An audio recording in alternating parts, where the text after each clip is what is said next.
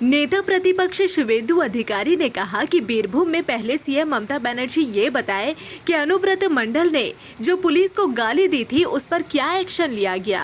বীরভূমে মিছিল করবেন উনি নারী নির্যাতনের পক্ষে। উনার মিছিলে নিশ্চিতভাবে অনুব্রত মণ্ডল বলে একটা কদাকার ডাকাত থাকবে এবং কালকে মমতা বন্দ্যোপাধ্যায় মিছিলের শেষে সিউড়ি যাওয়ার যে রাস্তা গত 4 দিন ধরে পুলিশ মহারানীর আগমন উপলক্ষে প্যান্ডেল করে বন্ধ করে রেখেছেন।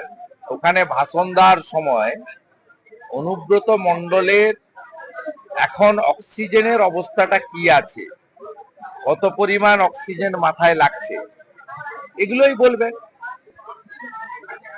বাংলার লজ্জা, তার নাম মমতা। যে অনুব্রত মণ্ডল উনি পুলিশ মন্ত্রী, উনার আইসি কে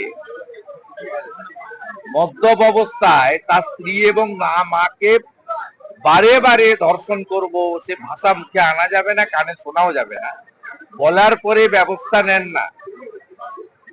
বোলপুরের আইসি স্ত্রীও বাঙালি, বোলপুরের আইসির মাও বাঙালি।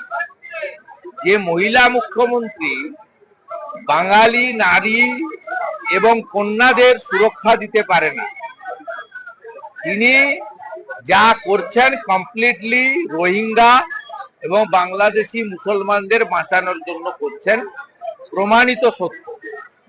ইতিমধ্যে উনার প্রাক্তন সাংসদ কোচবিহারের পার্থপ্রতিম রায় উনার পোস্ট উনি উইথড্র করেছেন, তৃণমূল উইথড্র করেছে।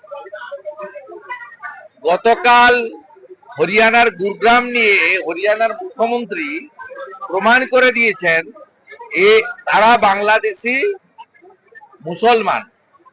বাংলাদেশের মুসলমান এবং বাংলাদেশের রোহিঙ্গার কোন স্থান পশ্চিমবঙ্গে হবে না, হবে না, হবে না।